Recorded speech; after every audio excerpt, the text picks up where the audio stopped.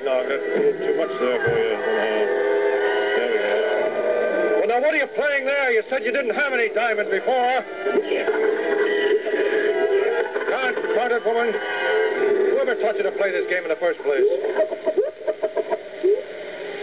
You're sick. There. Now, you keep out of it, will you? Keep out. It's just you keep out of it.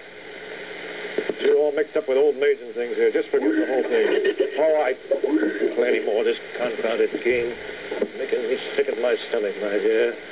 Will you carry on here? Oh, good evening, good evening. I think Mayday was just a little bit too much for the old dear. She had a little bit too much of that eggnog, and it almost did her in. Gasport here, he's recovered rather nicely from his operation. The stitches are still available here, of course, but he'll be all right. He's a grand boy.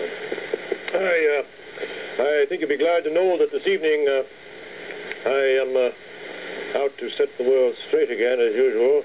I read an article in that New York Times thing that they print some pretty loose stuff there, I think, in that paper on occasion, and they had an article there about the scientific boys in the famous Moho project, which is the digging down to the center of the earth, you know, and they've got the whole thing balled up, and I intend to go down there this evening, and perhaps we'll find the missing link down there. Who knows what, you know, but we'll find it, whatever it is.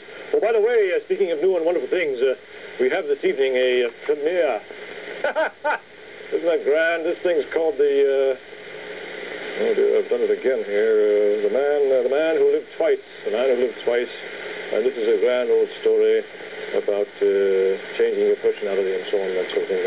And it's yes, I know. It's just grand to have these new ones here, and it's a rare occasion these days. Now, of course, I want to, providing the dear little woman that doesn't get in my way here, I'm going to go on to this thing while you're recovering from the shock of the new film.